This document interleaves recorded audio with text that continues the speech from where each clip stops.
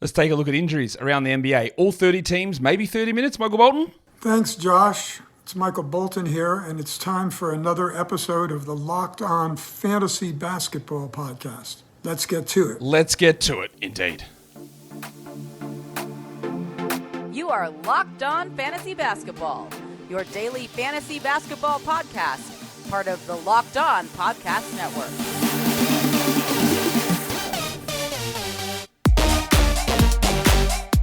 Hello and welcome to the Locked On Fantasy Basketball Podcast, brought to you by Basketball Monster. My name is Josh Lloyd, and I'm sorry if you're on that flight to Bali from Australia.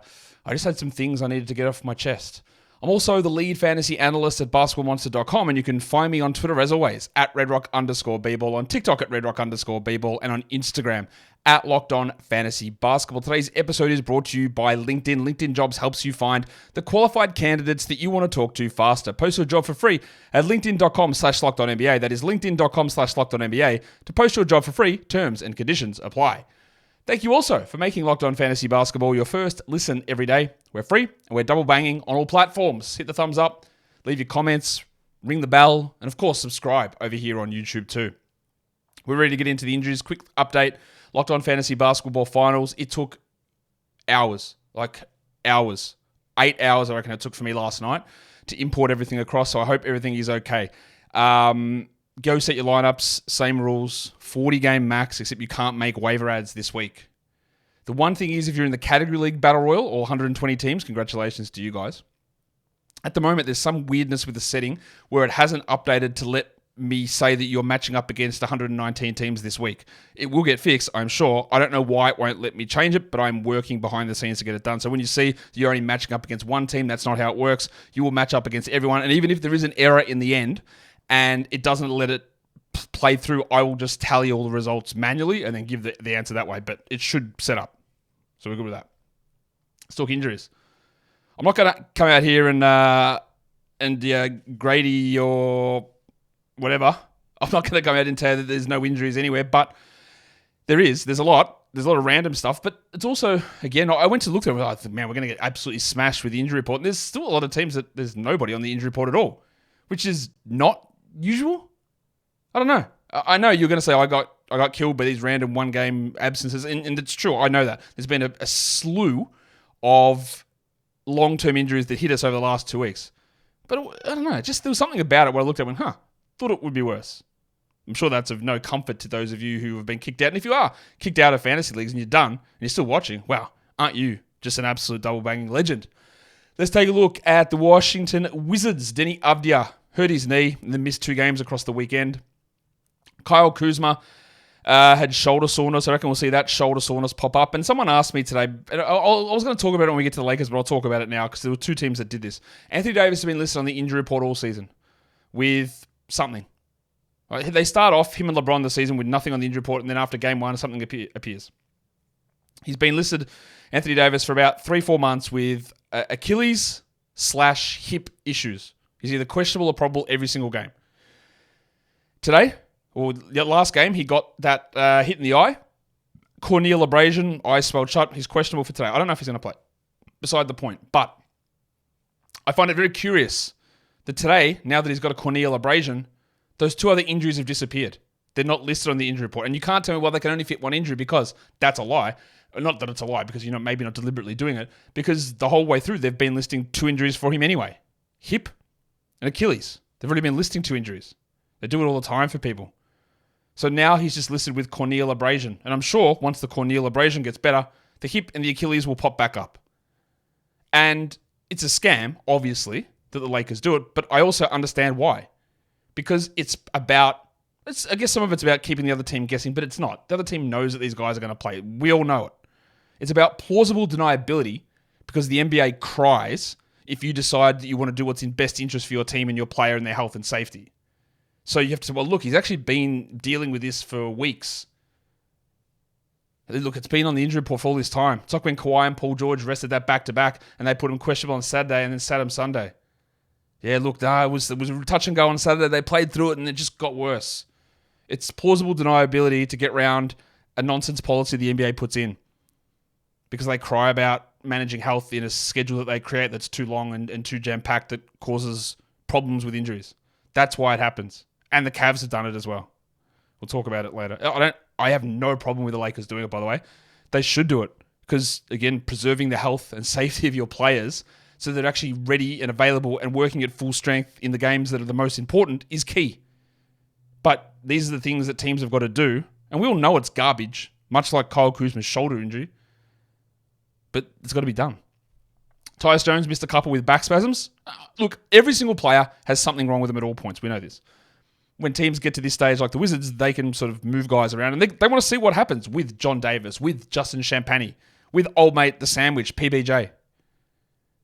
There's opportunities for guys to get more minutes. Like Bilal Coulibaly, well, I think that probably is a legit injury, but there's no reason as a rookie to push him through something that could get worse. So he'll sit a couple of games. But I just don't know about Avdia, Kuzma, Jones, Coulibaly.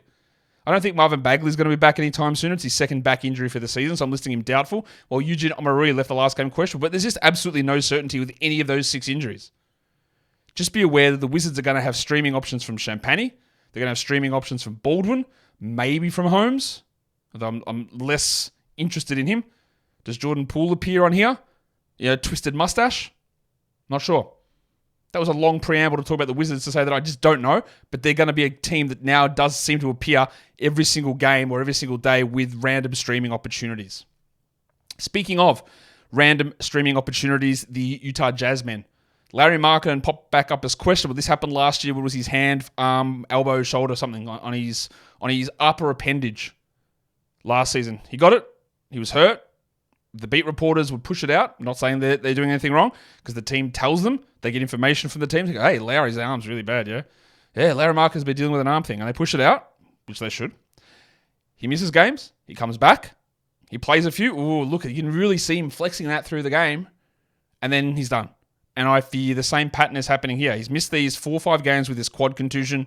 He'll come back. He might play 3 games this week. They've got a back-to-back, so he probably sits one of those. And then maybe the week after, the quad becomes too much of an issue, and it's led to a compensation injury somewhere else, and he's done for the year. I don't know when that'll happen, but that is the pattern, and we will see if that's what ends up going on. And Jordan Clarkson's dealing with a groin strain. I doubt that he plays again this week. If it is a legitimate strain, that is a 2-week injury minimum. So yeah, I would guess at the moment I've just got Jordy out until the 21st of March. That I think that probably extends a bit further than that. And we know that Taylor Hendricks, yes, Markkinen returning has an impact on Hendricks, but Hendricks still will start next to Lowry. That happened before Lowry's quad injury. It'll happen now. And then it's just that when Lowry goes out, Hendricks' numbers go up. And then if Markkinen's out, the guy that gets that boost there is Sensabaugh. And if Clarkson's out, then you get more for Sensabaugh. You get a little bit more for Dunn. And Keontae George is going to do his thing, I'm hoping, most of the time. The Toronto Raptors, you can ask me the question about what you do with RJ Barrett. You can think that you're insensitive to ask the question, but you're not. We all understand how terrible the situation is for him. And if it was him, like, if he's not in a state to play, like he shouldn't play, there's no reason for him to play. Sometimes players like to do that to distract themselves and get away from the situation.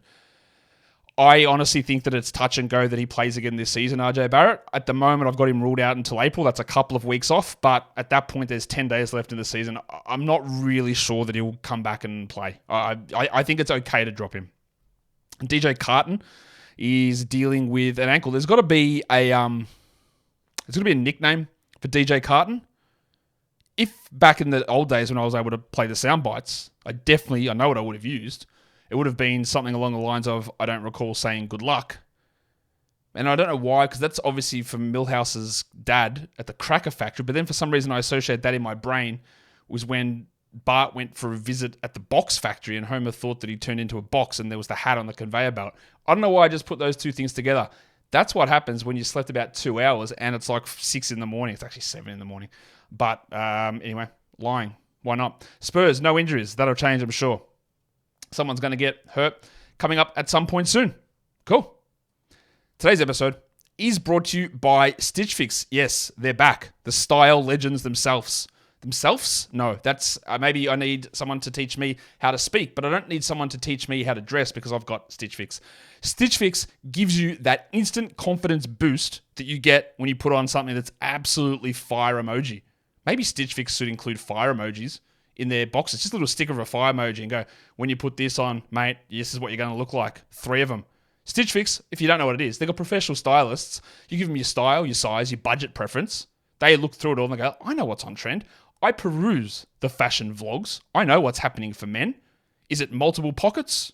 Is it headbands? Who knows? Stitch Fix does, and they will get you those items. They send 5 different items in a box. It's not a monthly subscription thing. You just tell them, hey, box me up. They send it over to you. You take a look based on everything that you've already told them and their innate knowledge of style and fashion trends. And then you have a look at it. And if for some reason it doesn't work, and if it doesn't suit you, which again, that's your fault, not theirs. Come on, let's be serious. You don't know what's trendy. They do. And then if you don't want it, it's free to send it back. Shipping, returns, exchanges are all free. Always. So trust the legends over at Stitch Fix and their style gurus and outfit recommendations. Style that makes you feel as good as you look. Get started today at stitchfix.com/lockedon. That is stitchfix.com/lockedon. stitchfix.com/lockedon. I didn't really think that when I was talking about Stitch Fix that I'd be able to ad-lib it. I say as well as I did. I don't know if I did well. I'll wait till Stitch Fix gets back to me and goes, can you settle down? What are you talking about? Just read what's put in front of you. Read. Sacramento. Trey Lyles has a knee sprain. I'm going to put him out until about April. Sasha Vezenkov looks to be returning soon from his ankle. We've got him back maybe at the end of this week. He will take some of those minutes at the pencil Harrison Barnes. Barnesy.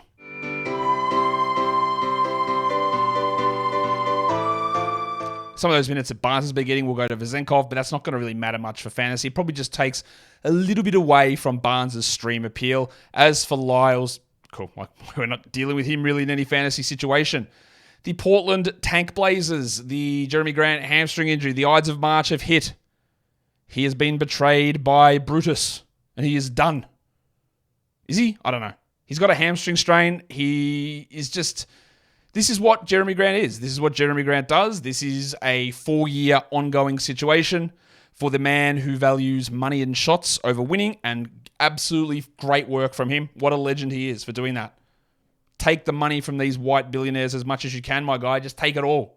It's frustrating for fans, obviously, that you're not there, and for fantasy, but this is a common pattern. He's not going to play Monday. Maybe he plays... They got a back-to-back... So maybe he plays 2 games this week. Anyway, what you can do with Jeremy Grant... Get that garbage out of here! I just don't know when he's going to play. The problem with that is, for us planning for fantasies, we don't know what to do with Delano Banton. We don't know what to do with Jabari Walker or Chris Murray, Tamani Kamara. I think it's safe to assume that we get less than 50% games played from Grant from here on out with his hamstring strain. It'll be something that pops up knee later on for sure. Malcolm Brogdon's elbow, Shaden Sharp's abdominal issue. Who remembers that? You probably don't. There's this old Spice ad where it was about that one where the guy was on the horse and then they zoomed in on his abs and the abs go, abdominals. Anyway, what's going on with me this morning? It's no sleep. No sleep. Whew. There's no one watching, so we're all good. Shaden Sharp and Brogdon probably back in April, maybe. I would say Brogdon doesn't play. That's my guess. But I was going to say I haven't heard. I have heard. I don't think Brogdon's playing. That is the word that I'm receiving. The word that I'm also receiving is that Sharp probably does come back in April. We're not rostering him, though. Maybe we do when he returns. And then Matisse Thybulle's dealing with an ankle problem. When he plays, you stream him for steals and blocks. And in points leagues, you ignore it pretty comfortably. The Suns are looking all right injury-wise. Josh Lloyd is dealing with an abdominal issue. Doesn't matter. Damian Lee with a knee injury. Hasn't played this season. Also doesn't matter. These ones do, though, because we're in Philadelphia. Toby Harris, missed shoot-around. He is dealing with an ankle problem. He missed the game. He hurt it on Thursday. He was able to come back, but then missed Saturday. I don't think he's going to play Monday. I wouldn't be shocked if he doesn't play Wednesday, and then you maybe get 2 more games out of the thick Hogsman. It has been a rough 2 to 3 weeks from Harris, and now you get an injury on top of it. With him out, we got huge Batum stuff last game. 37 minutes from Nick, and he posted a 12-team line. I wouldn't feel super confident about adding Batum, hoping for that every game, but man, there's an opportunity here. As for if you're waiting for Joel Embiid, I don't think it's happening until April 1st at the very earliest. I've got him down as 9th of April, so the last 4 or 5 days of the regular season. Nothing has indicated that Embiid will be back before April. Nothing. So don't get excited about it. And the other one is DeAnthony Melton. I think he'll probably be out this week. They've got a back-to-back Sunday, Monday heading into next week. So maybe he can come back for that second one there, but we're not holding on to him in anticipation of that, where it's a back injury that's recurred and you'll be on lower minutes, I'm guessing, when he returns. And then, what's the point of that? The point is you don't do it. That's the point. The next game we look at is your Orlando Magic. And they don't have any injuries. W for them. Neither do the Oklahoma City Thunder. Completely blank slate. And they, underratedly, and if we're going to criticize the Kings or poo-poo the Kings, which I did, for having no injuries last season and that fueling a lot of their success, I have to do it with the Thunder as well. I know the Thunder are awesome and they're sitting in a higher spot and they're a better team than what the Kings were last season. They've had no injuries at all. No one has been hurt really all season. There was a small Jalen Williams injury, missed like a game. Chet's played every single game. Shea has missed like one game. They have not been injured at all. So that is, it's a little worrying. It's a little worrying that a lot of your success is coming through that. I love them. It's a little worrying. I'm more worried about the Knicks and OG Anunoby. I don't think Julius Randle's coming back until April. In fact, the fact that they keep talking about, we hope he comes back this season means he's not coming back anytime soon. The fact that you still haven't, you're still debating whether he's done for the year is a huge red flag. But the other red flag is OG Anunoby. He came back, played 30 minutes in his first game, was fingering his elbow the whole time. This bloody hurts. Played 36 minutes the next game. Yeah, bloody hurts. Played 33 the next game. Yeah, bloody hurts. And he's out again on Monday. He came back too early. And Tom Thibodeau, health and safety advisor legend, came out after, I think, the second game and said, yeah, it's bumps and bruises, mate. It's going to happen. Is it, Thomas? Is it? Or are you just cavalier with your players' health? I don't know. It's hard to say. I don't know where the evidence lies. Shout out to Lumber Puncher legend Luol Deng. If OG is going to miss, and he is missing one game, then that puts Precious Achiuwa back on the menu, who had turned into a nothing. So we go back to Precious if OG is going to miss. And I think OG might miss a few more. As for Mitchie Robinson, the petty Instagram commenting legend, I couldn't imagine being... I know that this guy can be impactful. I couldn't imagine being in a locker room with this guy. He is the whiniest bitch that there is. Someone put out like a projected lineup for the Knicks. Well, the Knicks look dangerous if they're healthy. It was Brunson, DiVincenzo, Anunoby, Randall, Robinson. And this idiot comments under, maybe I'll just come off the bench. I'll probably get to touch the ball more that way. Bro, when you touch the ball, things don't really happen that well. Now, I am actually sort of in his favor. Like, 4% usage for Thibodeau centers is not a real great thing. But if there's any center who should be getting more usage, it's not him. It's the ones who are good, like Hartenstein.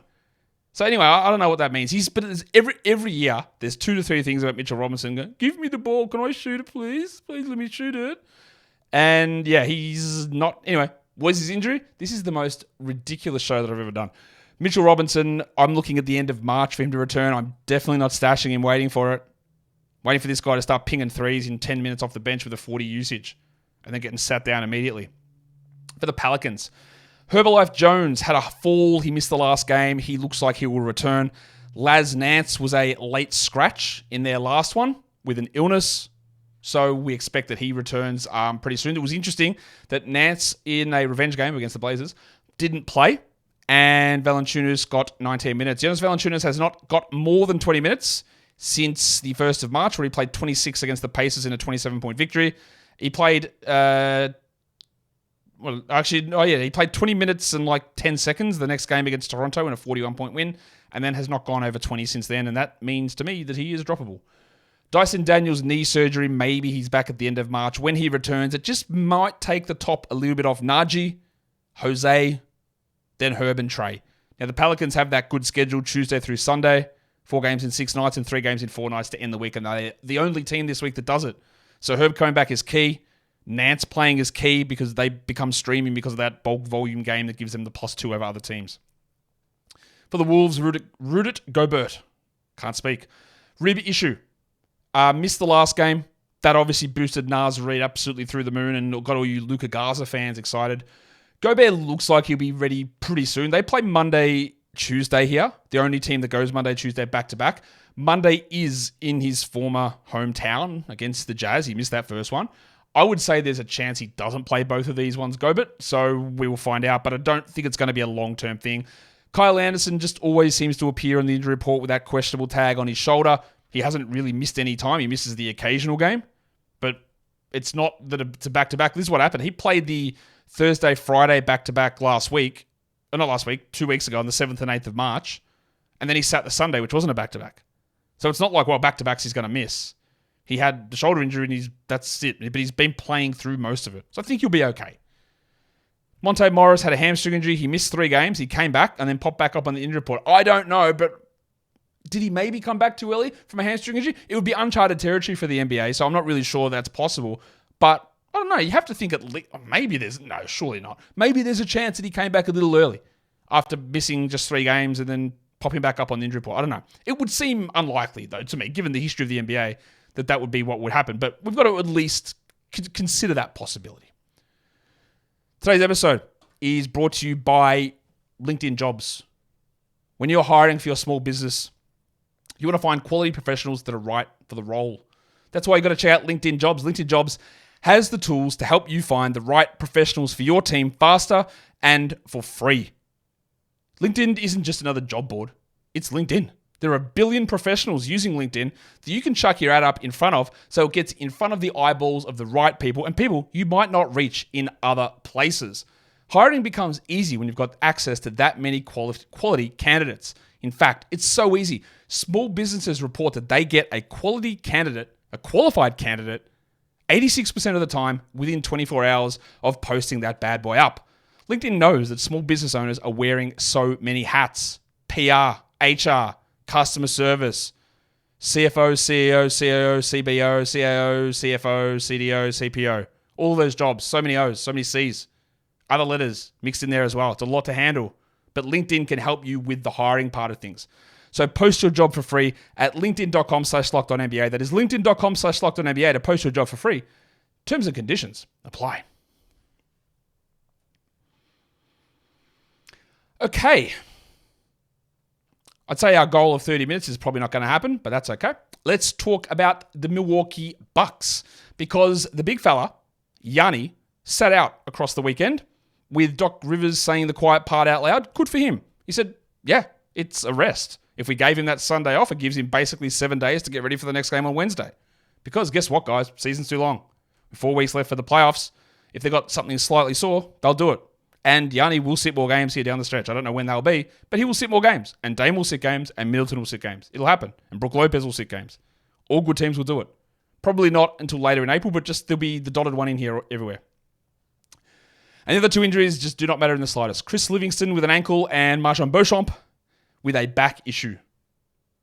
Cool. Doesn't matter. Miami Heat, they play on Monday.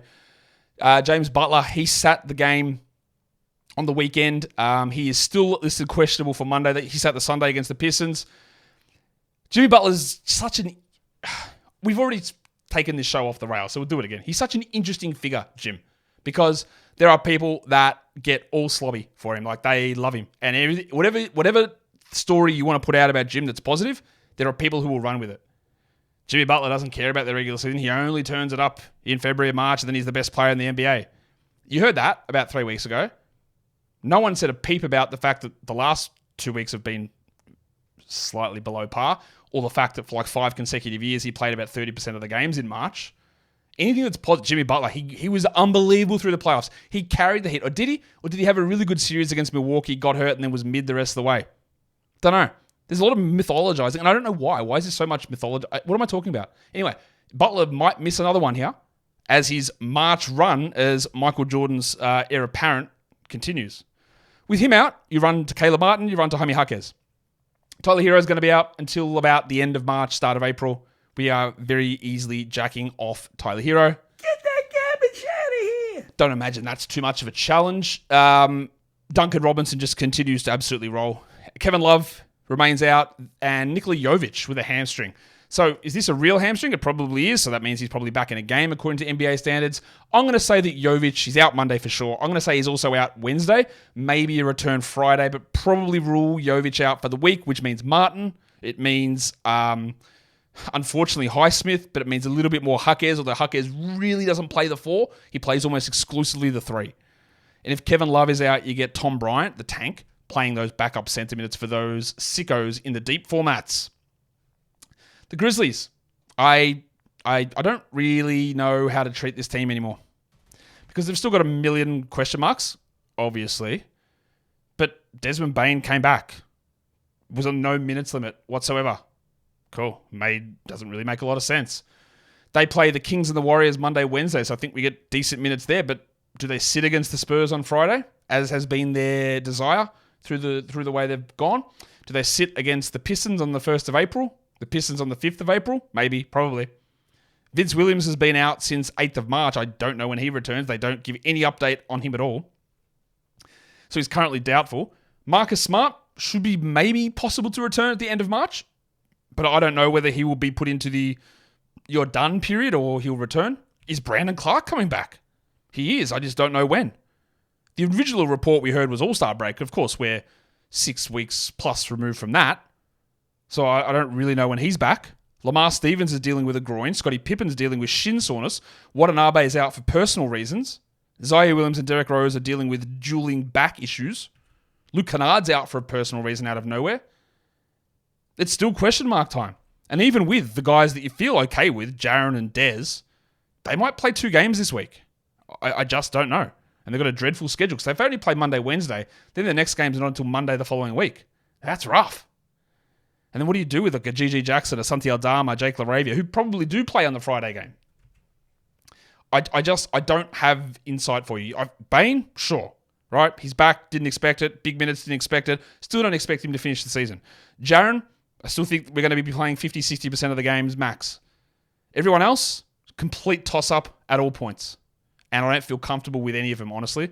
I feel okay streaming them, but not as a must-roster guy. LaRavia feels even the most safe, but even then, not really. The Lakers. You'll be shocked to know LeBron James is on the injury report, questionable with an ankle problem. That makes 63 games in a row, I believe. He did hurt his ankle in game 1, but come on. Actually, you know what? Not come on. Do it. Screw with us. Not like the way Charlotte does it. Screw with us. Do it. LeBron, Anthony Davis, it looks like AD is not going to miss any time with this eye thing. Chris Wood, maybe he's back later this week. How dumb does it sound to call him Chris Wood? It just doesn't sound right, does it? So if Wood is back, that'll impact Jackson Hayes, I'm guessing, or Hayes could play over Wood.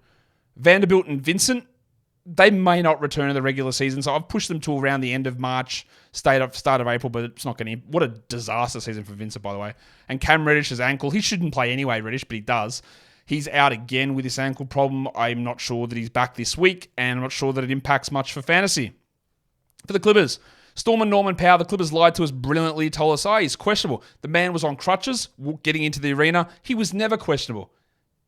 Lying is always great. So I'm going to suggest that there's not much of a chance that he plays on Wednesday, but I don't know. And with him out, absolutely nobody really steps up or benefits.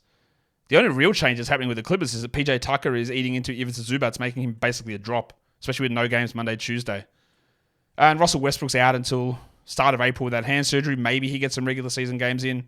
Maybe he doesn't. Not sure. But the guy who was benefiting from Westbrook being out was Powell. And now Powell's out. And then I'm not interested in Bones. I'm not interested in Terrence Mann or anyone like that. For the Pacers, it's Doug McDermott, who honestly this injury feels like he's 38 years old. He's not. What is he, 32? 31? Anyway, this calf injury's lasted weeks and weeks and weeks. They just give no update on it whatsoever. It's just like, oh, by the way, he's out today. Cool. So, I don't know. He might be out for the rest of the week. What we're seeing in his place is a little bit more to Top and a little bit more to Shepard and a little bit more of nobody cares for fantasy. That's where we're at with Dougie McDirt. For the Rockets, we know that Şengün is done for the year and Cam Whitmore is close to done. I've got him back around the 5th of April. That could easily extend all the way through the regular season. And we have seen that last game they reintroduced more Jeff Green, which is what everyone needs in their life, a 37-year-old power forward size center to play instead of Jock Landale on a team that's going nowhere. So that means that Landale becomes a little bit harder to hold and men won't push to 30 minutes. In fact, in the 3 starts, he hasn't even gotten over 28 yet, which is annoying, but he is the guy that we roster in that scenario. The Golden State Warriors, clean, 100% clean. Not even anyone on that roster who's listed out for the season. Not a single player currently, knock on wood, on the injury report. The Pistons have some guys on the injury report, and one of them is Cade Cunningham. What's Cade short for? No, it's not short for anything. Caden? Nah, it doesn't sound right. What could Cade be short for? Let's have a think about it. Nah, I can't think of anything good. Nothing funny's coming. Anyway, he was always a chance to sit this game. He was on the injury report for Friday and for Sunday with injury knee management. Now it's a back-to-back. I would say there's no chance he plays, honestly, on Monday. And then they've got another back-to-back coming up at the end of week 21, the Sunday through Monday, and he probably sits one of those ones. And then out of nowhere, Simona Fontecchio appeared with a toe, what do they call it? A great toe contusion. The great toe just sounds unbelievable. I love that term. If Fontecchio is out, along with illness legend Asar Thompson, who plays at the 3? Fournier? It's because Grimes is out. It has to be Fournier. Or do they dust off Troy Brown? Does Stanley Amude play? What about old mate Tosan Evwanwan? Which I'm sure I'm not saying correctly. But that could be Thompson, Fontecchio, and Grimes, all candidates to start at the 3, who could be all out, plus Cunningham out, meaning that Ivy and Sasa become great streams. And Fournier, honestly, might have some appeal. We'll have to keep an eye on that Fontecchio one. I don't think Asar's going to be out long, but it's always hard to hold through zeros. It's been zeros for over a week for Asar, and I just don't know when he's returning. So you might have to bite the bullet at some point. The Denver Nuggets, outside of Vlatko Cancar, they've been injury-free basically all season as well. Actually, they just got someone popped onto injury report. Zeke Naji dealing with low back pain. Fire up your DeAndre Jordans. For the Dallas Mavericks, Josh Green with a pretty serious-looking ankle sprain. He's out, I'm guessing, until about April. With him out, it's a little bit more for Jonesy, a little bit more for Dante Exum. And that's it. Like, nobody that we really care about in 10 or 12 or 14 team leagues, honestly. Jones you'd look at maybe in a 14. Exum maybe a 14, but not anything for 12s or 10s. Here's the other one that I was talking about earlier, Donovan Mitchell, who came out and said to Chris Fedor after the game, yeah, look, my knee's not right. I've got no burst whatsoever. I'm going to have to take some time off to get it right. It's about me being healthy in April. Let these other guys handle things now. It's just not right. And the Cavs said, yeah, he's out with a broken nose. I say his knee's okay, is it? It's fine. Good to go.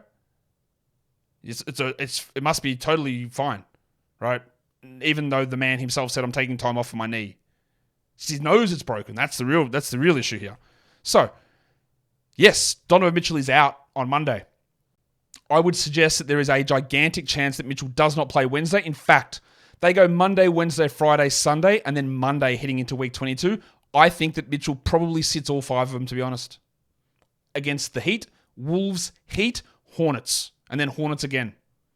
There's some tough teams there, but I think that Don, with his knee, which is pretty rooted, it appears, I think he's out the whole week. But that's a risk. Do you drop him? I don't know. I don't know that because they're clearly lying. Just a nasal fracture, he'll be fine. So do you take the plunge on Okoro or Merrill? Oh, God, streaming Merrill, that's like nightmare stuff. But I don't know. Evan Mobley's ankle. He might be back at the end of this week. Remember we got the original thing. Yeah, reevaluated in a week. All right. So we are 2 weeks removed from that. We haven't really heard any updates. So this is our original injury sort of expectation of about 2.5 weeks. So we'll see whether he's able to return. With him out, it's been George Niang who stepped up because Dean Wade came back from personal absence with a knee soreness, and he's missed the last couple. And then Max Strus, we've had zero news on that. He's been out since the 3rd of March with a knee sprain or strain? Knee strain. No update, no info. What the hell is going on? What's wrong with him? He's out for over 2 weeks as well. We're obviously dropping Strus, but the presence or absence of Mitchell and Strus and Wade means that Okoro and Niang become very, very interesting, and Levert, obviously, become very interesting. They're just one of the teams that are giving us absolutely zero clarity on things at the moment. For the Bulls, the Rabbit Hunter popped up as questionable Alex Caruso for Monday's game. With a toe issue, he's had foot injuries all season. If he misses, Javon Carter will play more. I don't really care that much about it. While Kobe White is doubtful for Monday. They don't play again until Thursday, so I'd have to guess that he will be absolutely fine and raring to go on Thursday, meaning that if you were considering a Torrey Craig stream or a little bit of Andre Drummond action on the side, that you're probably not going to get much out of it. Julian Phillips is also out until about April with a foot sprain. He would have had a great opportunity for some extra minutes. Unfortunately, he is injured, so we're not going to get that. The next team is a team that is absolutely dead to me in terms of injury reporting. It is your Charlotte Hornets, the doubtful legends themselves. I have just gone ahead and I did it. It was pretty cathartic for me today on Basketball Monster, just moved Mark Williams to alpha season. That's nothing official, but I just said, I'm done. I'm done with this nonsense. He's done. I haven't done it for LaMelo Ball yet, but I'm real close.